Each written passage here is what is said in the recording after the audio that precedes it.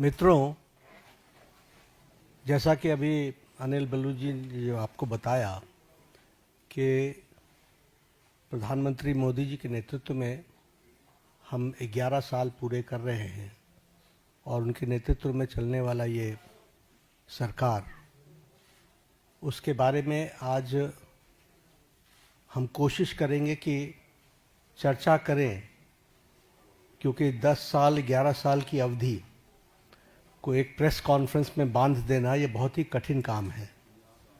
लेकिन फिर भी जो विकसित भारत और विकसित भारत में अमृतकाल और अमृतकाल के लिए जो सेवा, सुशासन और गरीब कल्याण, इस पे जो समर्पित 11 साल प्रधानमंत्री मोदी जी के नेतृत्व में कार्य हुआ है, वह स्वर्ण अक्षरों में लिखे जाने वाला कार्य हुआ है। It should be written in golden words, in golden letters, क्योंकि जो काम हुआ है वह अकल्पनीय और अद्वितीय, और इस बात को हमको ध्यान में रखना चाहिए कि किस तरीके से प्रधानमंत्री मोदी जी ने देश की राजनीति की संस्कृति, पॉलिटिकल कल्चर, देश के राजनीतिक संस्कृति, पॉलिटिकल कल्चर को उन्होंने परिवर्तित किया है। देश 11 साल पहले तुष्टीकरण पर और तुष्टीकरण के साथ साथ समाज को खंडित करके अपनी कुर्सी को सेव करना, यह एक राजनीतिक संस्कृति का तरीका बन गया था। लेकिन प्रधानमंत्री मोदी जी के आने के बाद जब मैं कहता हूं कि he change the political culture of the country, तो politics of performance, responsive government, responsible government, एक जिम्मेवार सरकार, एक जवाबदेह सरकार, और इसके साथ साथ हम ये कहेंगे कि पॉलिटिक्स ऑफ रिपोर्ट कार्ड, यानी हम अकाउंटेबल गवर्नमेंट, जो हम काम कर रहे हैं उसको हम जनता के सामने अकाउंट करते हुए चीज़ों को रखें। ये नई संस्कृति पैदा हुई, और इसलिए मैं बड़े गर्व के साथ ये कह सकता हूँ कि पिछले 11 साल में मोदी जी के नेतृत्व में चलने वाली सरकार ने भारत की राजनीति की संस्कृति को बदलकर न्यू नॉर्मल, न्यू ऑर्डर को स्थापित किया है। और यह सरकार एक असरदार सरकार है, इफेक्टिव गवर्नमेंट। यह सरकार दमदार सरकार है, और यह सरकार मजबूत फैसले लेने वाली सरकार है, आर्थिक अनुशासन लाने वाली सरकार है। पिछले 11 वर्षों में जो आर्थिक अनुशासन लाया गया, उसके लिए जो बोल्ड डिसीजंस लिए गए और उस समय जनता को साथ लेकर के किए गए, ये सारी बखूबियां हमको समझने की आवश्यकता है। ये जैसा मैंने कहा कि रिस्पॉन्सिबल सरकार है, रिस्पॉन्सिव सरकार है, पीपल लेड गवर्नमेंट, जनता को साथ लेकर के चलने वाली सरकार, और पीपल्स पार्टिसिपेशन, इसको भी हमने बखूबी देखा है। और हम सब जानते हैं कि ये सरकार पिछले 11 सालों में ट्रांसपेरेंसी की नई मिसाल पेश की है। इट्स ए ट्रांसपेरेंट गवर्नमेंट, और ये फ्यूचरिस्टिक गवर्नमेंट है। ये भविष्य को देख करके चलने वाली सरकार है। भविष्य को किस तरीके से हम आगे देश को ले जाना चाहते हैं, इसके बारे में सोच करके काम को करने वाली सरकार है। और इसीलिए वी टॉक अबाउट विकसित भारत, और विकसित भारत का ये अमृतकाल, और ये 10 साल 11 साल ने विकसित भारत का बेस बनाया है। This we have to understand. और इस बेस को बनाने के लिए जो भी फैसले लेने थे, वो सारे फैसले लिए गए। आज के दिन मैं 2014 से पीछे जाऊं, इसकी आवश्यकता नहीं है, लेकिन हमको ये याद रखना चाहिए कि that government before 2014 was full of corruption. भ्रष्टाचार से आकंठ डूबी हुई सरकार थी, घोटालों से में संलिप्त सरकार थी, वाली सरकार थी। एक नेगेटिविज्म का वातावरण था, कुछ नहीं बदलने वाला, लेकिन 2014 के बाद हमने ऑप्टिमिज्म देखा है. The shift, when I talk about political culture, I talk about the shift from negativism to positivism. आज हम मतलब मैं नहीं, भारत का आम नागरिक कहता है मोदी है तो मुमकिन है. मोदी जी के बारे में ये धारणा बनना, समस्याओं का सॉल्यूशन करेंगे और समस्याओं को सॉल्व करेंगे, ये आम व्यक्ति की धारणा बन गई है. और इसीलिए हम ये भी कह सकते हैं कि ऑप्टिमिज्म में विकास, आविष्कार और नवाचार, ये तीनों चीजें जुड़ी हैं. आज हम डेवलपमेंट भी कर रहे हैं और उसके साथ साथ हम बेस्ट प्रैक्टिसेस भी ला रहे हैं, नवाचार भी हो रहा है और इस तरीके से विकास के काम को आगे बढ़ाया है. अगर मैं मोदी जी के शब्द में बताऊं तो उन्होंने कहा है कि this decade will prove to be the base of the development of the future विकसित भारत. और इसी काम को लेकर के जो हम लोगों ने उनके नेतृत्व में जो उन्होंने नीतियां दी, परफॉर्म, ट्रांसफॉर्म, रिफॉर्म, इसको हर पॉलिसी में हम सबको देखने को मिलता है, हर नीति में हमको देखने को मिलता है. एवरी पॉलिसी आप देखेंगे तो इट्स डिफरेंट. पुरानी पॉलिसीज में भी जो चेंजेस आई हैं वो इसलिए कि रिफॉर्म चाहिए और उसी के साथ साथ हमको ट्रांसफॉर्म करना है और इसके लिए परफॉर्म करना है. और एक बेसिक प्रिंसिपल पिछले 11 वर्षों में हम लोगों ने अडॉप्ट किया और ये मोदी जी की ही सोच रही है, सबका साथ, सबका विकास, सबका विश्वास, सबका प्रयास. बहुत चैलेंजेस भी आते हैं, लेकिन उसके बावजूद भी अंडरलाइनिंग प्रिंसिपल हमारा बड़ा स्पष्ट रहा है. अब मैं अगर बोल्ड डिसीजंस की बात करूं तो मैंने कहा कि इतने एक प्रेस कॉन्फ्रेंस में 11 वर्षों के बोल्ड डिसीजंस बता देना ये मेरे लिए बहुत कठिन होगा, लेकिन आर्टिकल 370 को एब्रोगेट करना, पॉलिटिकल नैरेटिव बन चुका था कि दिस इज नॉट पॉसिबल. देश मान चुका था कि दिस इज नॉट पॉसिबल और वो आर्टिकल 370 धाराशाही हुआ और एब्रोगेट हुआ, वो हम सबको पता है. और आप ही सोचिए, जम्मू, आप ही लोग कहते थे, सब लोग, लोकसभा में टर्नआउट 58.46% रहा और विधानसभा J&K के इलेक्शन में turnout was 63%. This is the change and this is the result of the bold decision taken. अगर हम उसी तरीके से बात करें एबॉलिशन ऑफ ट्रिपल तलाक, सब लोग जानते हैं कि ट्रिपल तलाक मानवता के लिए और ह्यूमैनिटी के लिए और महिलाओं के लिए एक बहुत बड़ी त्रासदी थी, ट्रेजेडी थी. लेकिन चुप बैठे हुए थे, सुप्रीम कोर्ट भी बोल रहा था. लेकिन ये बोल्ड डिसीजन लेना और ट्रिपल तलाक को समाप्त करना, जबकि इस्लामिक कंट्रीज में और हमारे नेबरिंग कंट्रीज में कहीं भी ट्रिपल तलाक नहीं है. Bangladesh, Pakistan, Afghanistan, Syria, Iran, Iraq, Malaysia सब डोमिनेटेड मुस्लिम देश रहे हैं और इस्लामिक देश रहे हैं, लेकिन यहां भी ट्रिपल तलाक नहीं था और हमारे यहां ट्रिपल तलाक चल रहा था. एक बोल्ड डिसीजन लिया गया.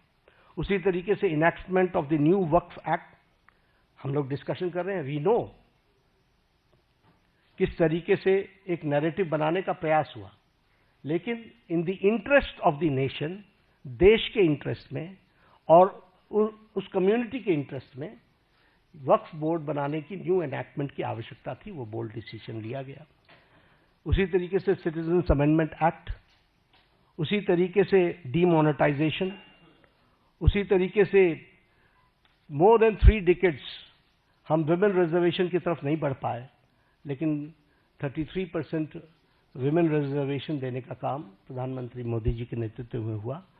और उसी तरीके से अगर हम देखें इकोनॉमिक डिसिप्लिन के लिए, इकोनॉमिक डिसीजन में भी बहुत गहरी सोच के साथ जो आर्थिक जगत को बहुत तीव्र गति से आगे खड़ा कर सके, इसके लिए निर्णय लिए गए. प्रेजेंटेशन ऑफ बजट का एडवांसमेंट, हम अभी भी ब्रिटिश की दुनिया में जी रहे थे, ब्रिटिश काल में जी रहे थे, उसको एडवांस करना, उसके साथ साथ प्लान और नॉन प्लान एक्सपेंडिचर को अलग अलग जो डिस्टिंक्शन था उसको समाप्त करना, ताकि हम बेटर किटी का उपयोग कर सकें। हमारे अश्विनी जी बैठे हुए हैं। रेल बजट को एसिमिलेट करना और भारत की आर्थिक जगत को एक साथ कैसे देश के लिए डेवलप किया जा सकता है उसको करना। आप भी जानते हैं, हम भी जानते हैं कि हमारी इकॉनमी 10th से छलांग लगा करके 5th पर पहुंच गई, और अब जो इंटरनेशनल मॉनेटरी फंड का जो अब नया डेटा आ रहा है वो हमको 4थे स्थान पर ला रहा है, और हम 4थे स्थान की तरफ हम अग्रसर हुए हैं। और हम 4th straight consecutive 4th straight में हम अपने ग्रोइंग इकोनॉमी में इस ईयर भी हम सबसे आगे हैं। और उसी तरीके से हम देखें फास्टेस्ट ग्रोइंग इकोनॉमी के रूप में हमारा 4था साल लगातार चल रहा है।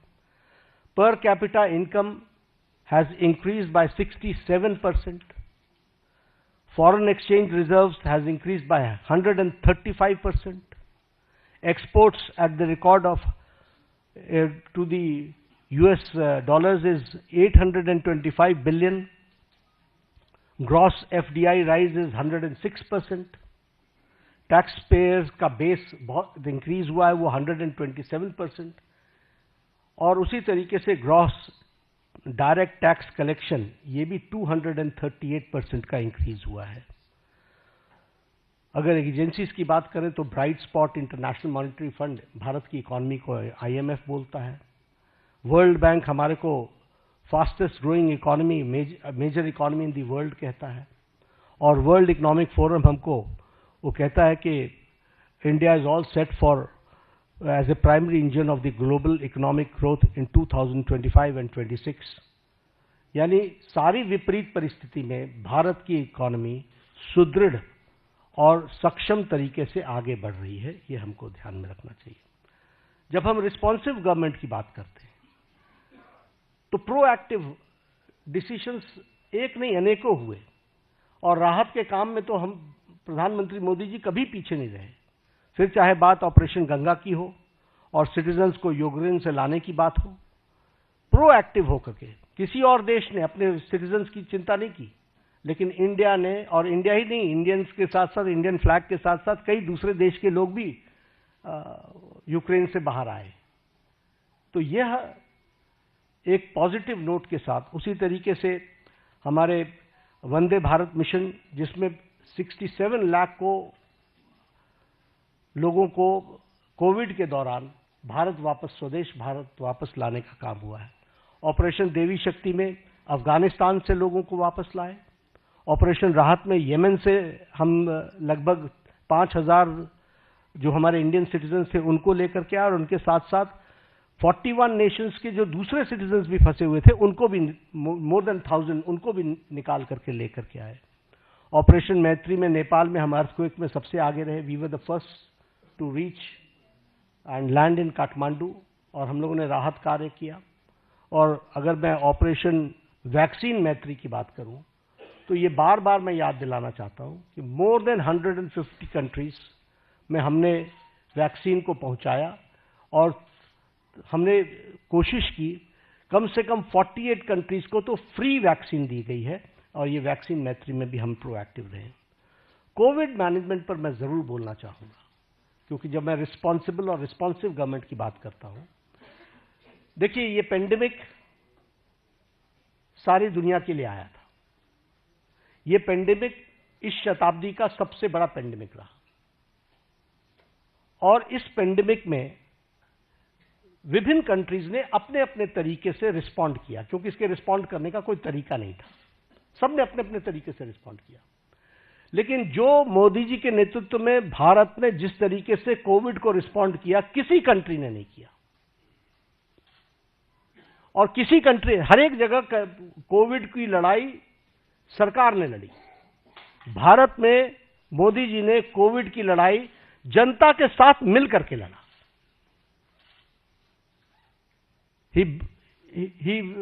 उन्होंने जनता को साथ लेकर के चलने का तय किया, और इसीलिए जनता कर्फ्यू।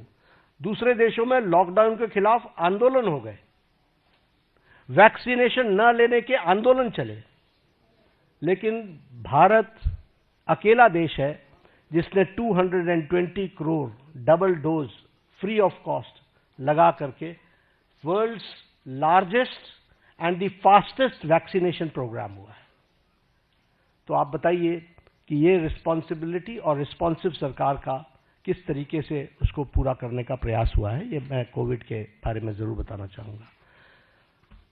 पिछले दशक में हमने समाज के सभी वर्गों की चिंता की है, फिर चाहे वो हमारे शेड्यूल कास्ट भाई हैं, फिर चाहे वो हमारे ओबीसी भाई हैं, फिर चाहे वो हमारे ट्राइबल भाई हैं, सबकी हमने चिंता की है। उनके लिए हर एक के लिए अलग अलग नीतियां, अलग अलग कार्यक्रम, स्कॉलरशिप्स इस तरीके से देने का काम भारत सरकार ने किया है। अब यहां पर मैं स्कीम्स गिनाना शुरू करूंगा तो एक घड़ी लग जाएगी, लेकिन all schemes dedicated to SC, ST और हमारे ओबीसी भाई, इनके लिए चिंता की गई। उसी तरीके से महिलाओं के लिए विशेष करके ध्यान दे करके विमेन लेड गवर्नमेंट, विमेन को आगे रख करके बढ़ाने का काम करना, यह काम भी हमारी सरकार ने बखूबी किया है। और जब हम ये विमेन की बात करते हैं, फिर हेल्थ के सेक्टर में आप ले लीजिए, right from conception to delivery, फिर डिलीवरी के बाद vaccination, all programmes have been taken by government of India, all programmes. उसी तरीके से मैटरनिटी लीव, उसको 12 से 26 वीक्स तक बढ़ाना विथ सैलरी, विथ पेमेंट, और उसके साथ साथ बच्चे पैदा होने पर उनको मातृवंदना में योजना के साथ फाइनेंशियली सपोर्ट करना, ये सारी चीजें बताती है। और उसी तरीके से अगर हम देखें तो महिलाओं को, फिर चाहे आपने देखा इसरो में भी जब तस्वीर आई, जब चंद्रयान पे उतरा था, तो सबसे ज्यादा आपको वहां पर साइंटिस्ट महिलाएं दिखी थी। अगर आप देखें तो पायलट्स बनाने से लेकर के, आर्मी में कमीशन देने से लेकर के, एनडीए में भर्ती से लेकर के, अभी एनडीए से भी पास आउट हो गए हमारे गर्ल स्टूडेंट्स, गर्ल कैडेट्स, सैनिक स्कूल में ऑल 73-76 हमारे जो सैनिक स्कूल्स हैं, 73 सैनिक स्कूल्स, उसमें उनको एडमिशन मिलना। इसके साथ साथ लखपति दीदी, और लखपति दीदी के साथ साथ हमारे सेल्फ हेल्प ग्रुप्स को प्रमोट करना। तो समाज के जो वर्ग जिनको थ्रस्ट देना चाहिए था, वो थ्रस्ट देने का काम 11 साल में हुआ है। एससी, एसटी, ओबीसी और हमारे महिला वर्ग को की मेन स्ट्रीमिंग करने का काम हुआ है। स्कीम्स के बारे में अगर मैं बात जैसे बार बार कर रहा हूं कि it will be very difficult for me कि मैं उनके आंकड़े रखने लगूं और स्कीम्स को रखने लगूं तो बड़ा लंबा समय चला जाएगा।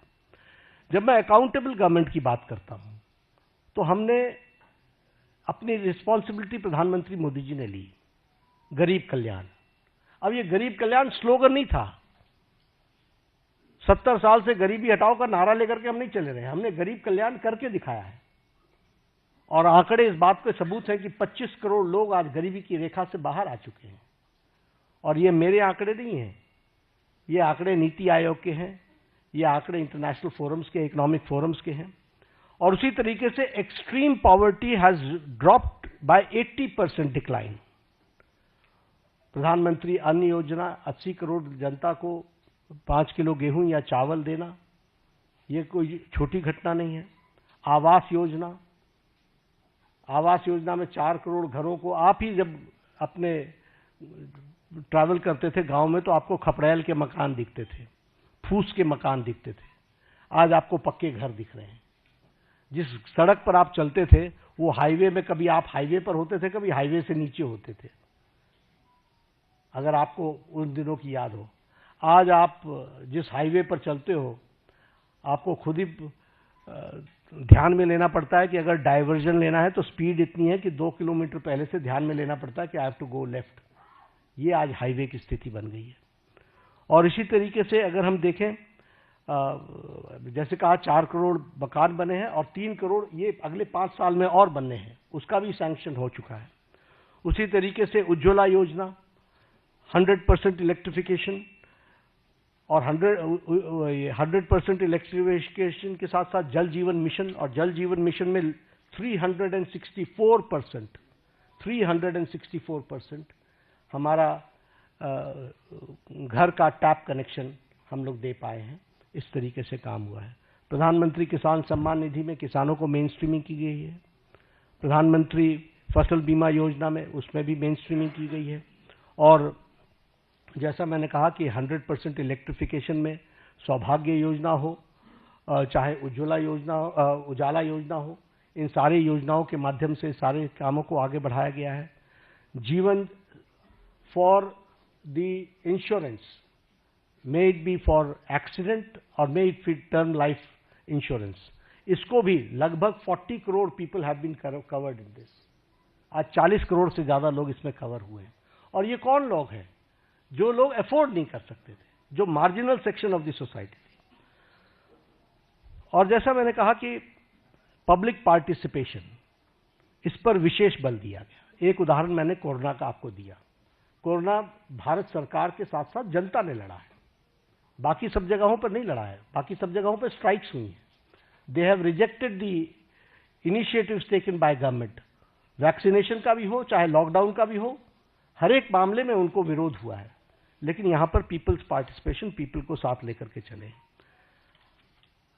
और अगर मैं बात करूं तो डीमोनेटाइजेशन की, मुझे याद है उस समय हमारे राजनीतिक दल लाभ उठाने के लिए किस तरीके से जनता को उकसा रहे थे। आप भूल गए होंगे, मैं भूलता नहीं, किस तरीके से जनता को उकसा रहे थे। लेकिन भारत का आम व्यक्ति बैंक के सामने घंटों खड़ा रहा, लेकिन he supported the demonetisation programme. This is people's participation. और ये मैं इसलिए बताना चाहता हूं कि लीडरशिप पर भरोसा होता है तो किस तरीके से जनता बिहेव करती है, this we have to understand. अगर मैं बात करूं न्यू एजुकेशन पॉलिसी की, यही देश है जहां एजुकेशन पॉलिसी को लेकर एजुकेशन की मिनिस्टर्स की कॉन्फ्रेंस एक साथ नहीं हो पाती थी। वहां आज हम एजुकेशन पॉलिसी पर एक साथ आ गए। क्यों? क्योंकि कंसल्टेशन इतना वाइड हुआ कि उस कंसल्टेशन के कारण सीमलेस तरीके से न्यू एजुकेशन पॉलिसी 2020 आई। हेल्थ पॉलिसी 2017 की, आपको पता ही नहीं चला कि नई हेल्थ पॉलिसी आ गई। आपको इसलिए नहीं पता चला क्योंकि कोई झगड़ा नहीं हुआ, कोई इश्यू क्रिएट नहीं हुआ, कोई ऐसी चीज नहीं आई। और कंसल्टेशन इतनी वाइड हुई और इतनी होलिस्टिक अप्रोच में हुई कि वह सब भी आप लोगों ने देखा है। स्वच्छ भारत अभियान, आपके ही आंकड़े बताते हैं कि one of the most successful programme. सिर्फ टॉयलेट्स बनाना ही नहीं, लेकिन हेल्थ के इंडिकेटर से भी ले तो हमको स्वच्छ भारत अभियान का सीधा सीधा फायदा दिखता हुआ नजर आता है। जब हम देखते हैं कि हमारे बच्चों के जो उनको जो प्रॉब्लम्स होती थी उसमें डिक्लाइन आ गया है, तो ये सारी बातें हमको जनता के सपोर्ट से मिली हैं। जब मैं ट्रांसपेरेंट गवर्नमेंट की बात करता हूं तो आपने देखा होगा डीबीटी का लगभग 130 टाइम्स ट्रांजैक्शन बढ़ गया है। और उसी तरीके से जैम ट्रिनिटी ने 3.9 लाख करोड़ की लीकेज को रोका है।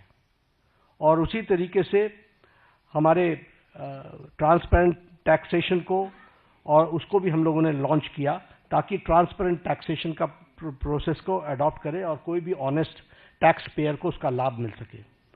प्रगति के माध्यम से सारी स्कीम्स को एक तरीके से कोशिश की गई है कि जो रुके हुए प्रोजेक्ट्स थे जिसके बारे में चर्चा नहीं होती थी वह भी चर्चा हो और उसको भी सही ढंग से हम जनता के लिए समर्पित कर सके, इस बात का प्रयास हुआ है।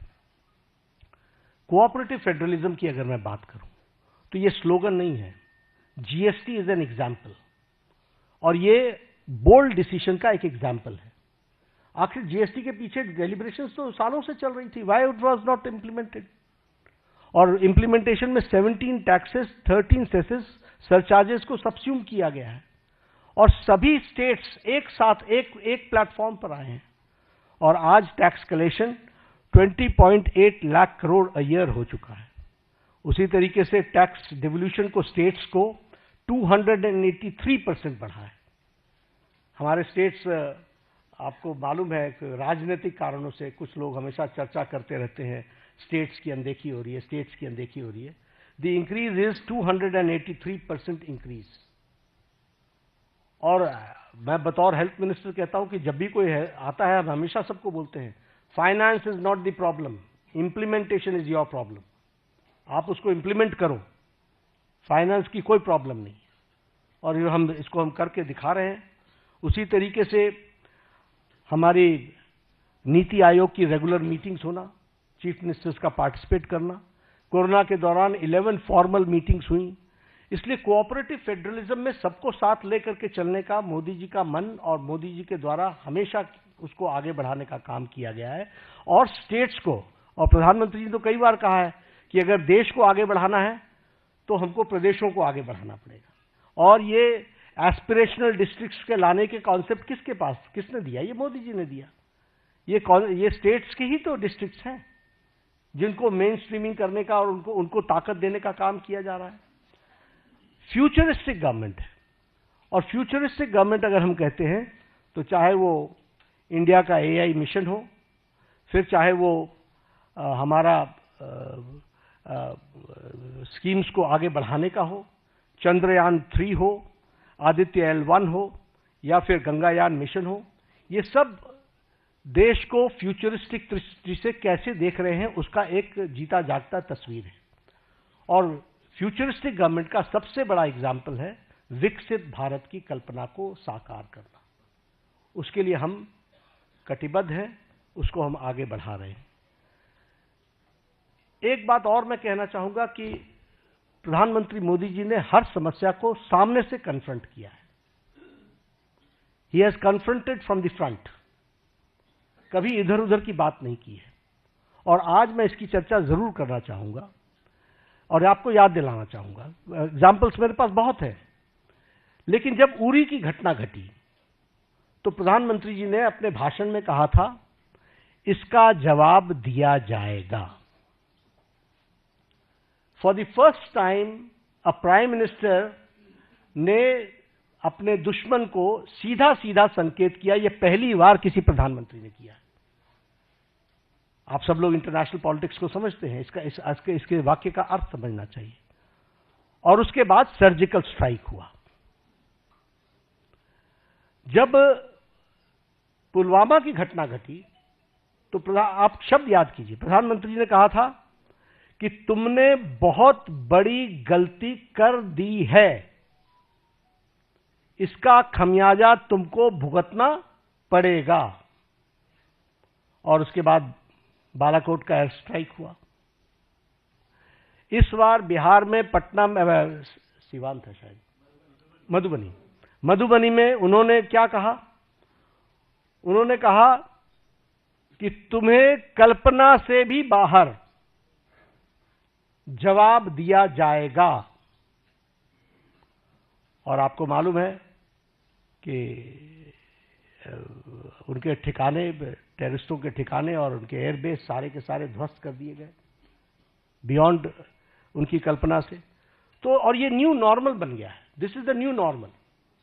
प्रधानमंत्री जी ने इस कन्फ्रंट करते हुए सामने से कहा है, एक स्पष्ट रूप में कहा है कि कोई भी टेररिस्ट घटना को एक्ट ऑफ वॉर समझा जाएगा।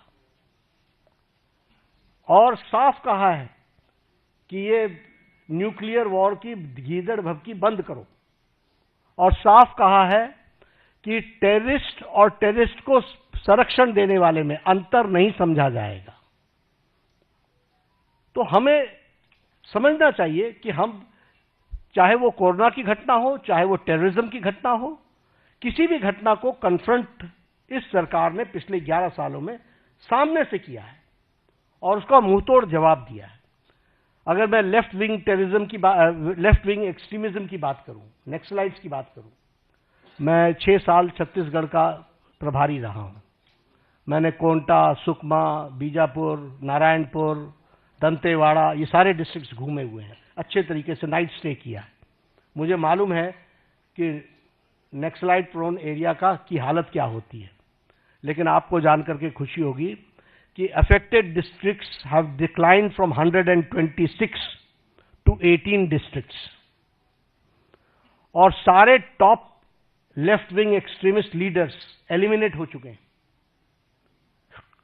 और हमारा रिडक्शन ऑफ वायलेंस 53% है। जो फेटिलिटीज सिक्योरिटी फोर्सेस की होती थी उसका रिडक्शन 72% है, और रिडक्शन ऑफ डेथ 70% है। तो लगभग हम उसको समाप्त करने की ओर आगे बढ़ चुके हैं। एक समय था कि एक डिफेंस मिनिस्टर ये कहते थे कि हम बॉर्डर के रोड्स इसलिए नहीं बनाते हैं ताकि दुश्मनों को आने का मौका न मिले,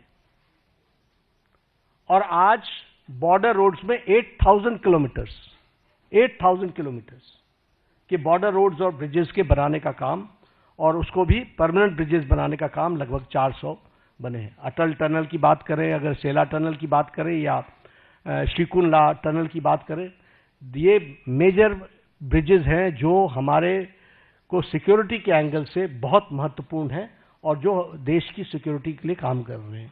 इंफ्रास्ट्रक्चर की बात अगर मैं करूं, रोड्स, एयरवेज, रेलवेज, ब्रिजेस, तो बड़ी लंबी फहरिस्त है उसकी जो उस पर चर्चा करेंगे। लेकिन हाँ, चेनाब की चर्चा मैं जरूर करना चाहूंगा कि नरसिम्हा राव जी के टाइम पर शिलान्यास रखा गया था। देखिए गवर्नमेंट के एक्शन को, नरसिम्हा राव जी के टाइम पर 1995 में रखा गया था, और इसको अटल जी ने project of national importance declare किया, और पूरा करने का काम प्रधानमंत्री मोदी जी ने 6 जून को, अभी 3 दिन पहले, उसको पूरा किया। वो भी हमको ध्यान में रखना चाहिए। तो इसलिए समस्याओं को टालते रहना ये इस सरकार की न रीति रही न नीति रही।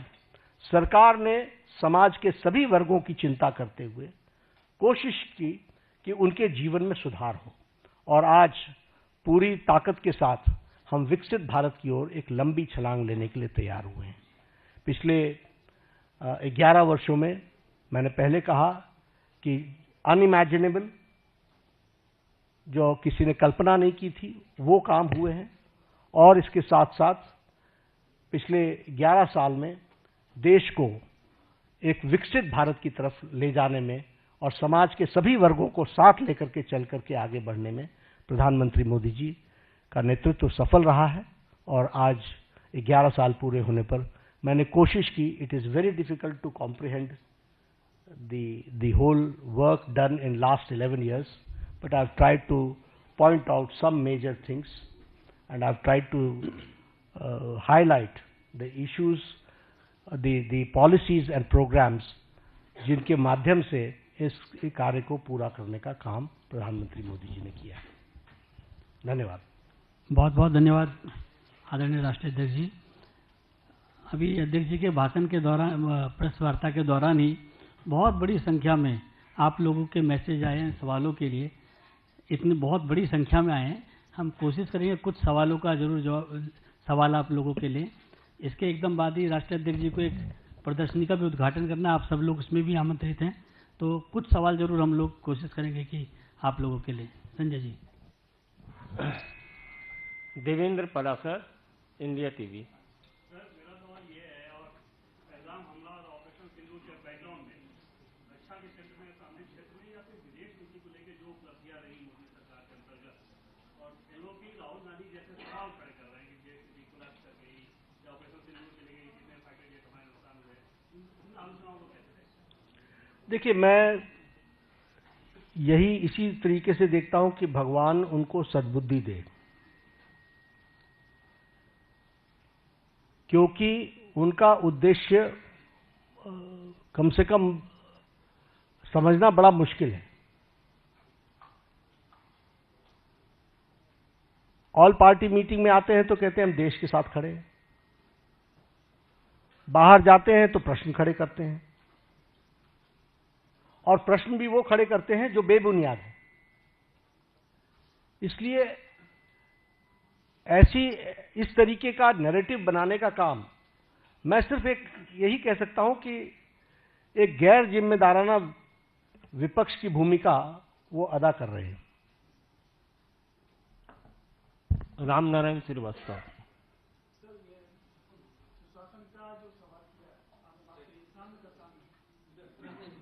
हाँ, रामनारायण।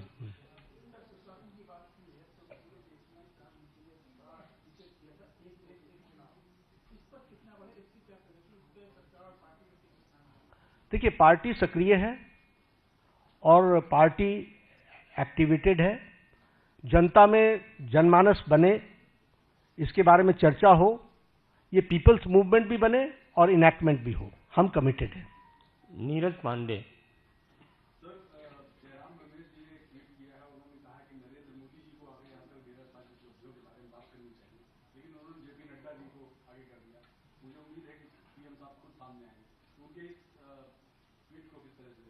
नहीं, मैंने यही कहा ना कि उनको आप उनको देखिए, उनकी सारी लीडरशिप को देखिए, चाहे जयराम रमेश जी भी मूल इशू पर कभी भी चर्चा नहीं करते। राष्ट्रीय अध्यक्ष आकर के प्रेस कॉन्फ्रेंस कर रहा है, ये गलत है क्या?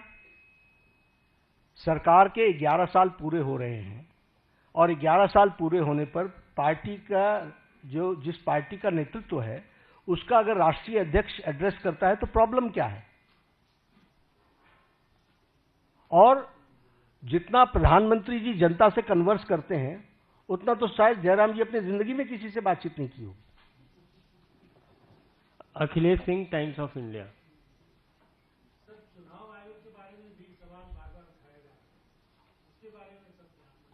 नहीं, देखिए, मैंने फिर कहा कि शब्द ही गैर जिम्मेदाराना है। आप हिमाचल जीत लेते हो, कर्नाटक जीत लेते हो, तब आपको कोई तकलीफ नहीं होती। आप जब चुनाव हार जाते हो तो ये तो बचपन में सुना था ना कि जब जीतने लगो तो हम बहुत अच्छे क्रिकेटर और हारने लगो तो अंपायर गलत है। तो ये कोई तरीका थोड़ी ना है, सोचने का भी कोई तरीका नहीं है। और मैं सच बताता हूं, I am very serious about it. आप देखिए, उन्होंने 4 बार प्रेस कॉन्फ्रेंस किया, चारों में चारों अलग अलग आंकड़े हैं।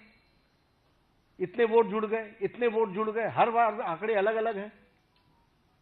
तो जो इतने कैजुअल अप्रोच के साथ इतनी बड़ी संस्था को अटैक करते हो, कांग्रेस पार्टी को सोचना चाहिए कि उनका नेतृत्व कैसा है, क्या कर रहा है, क्या सोच रहा है, उसके बारे में वो सोचे। बिल्कुल जुड़ा हुआ नाम है। तो मैं तो इतना ही कहूंगा कि मैं ऑपोजिशन में रहा हूं। ऑपोजिशन को किस तरीके से सरकार में आना होता है, इसके तरीके अलग होते हैं। अखिलेश शर्मा, एनडीटीवी।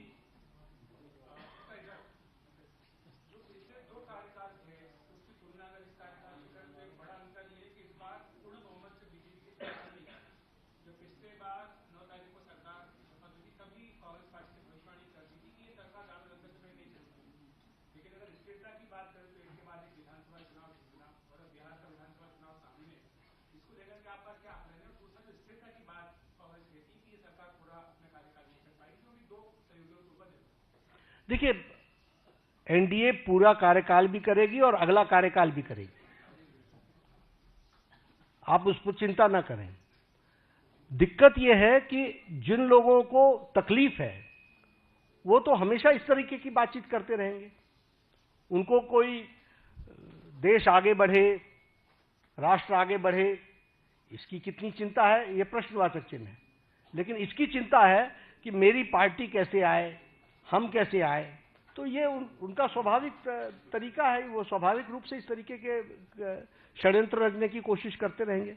हमारी सरकार मजबूत है और यह 5 साल भी और इसके अगले 5 साल भी पूरे अच्छे से चलेगी। बहुत बहुत धन्यवाद। मित्रों, क्षमा प्रार्थी हूं,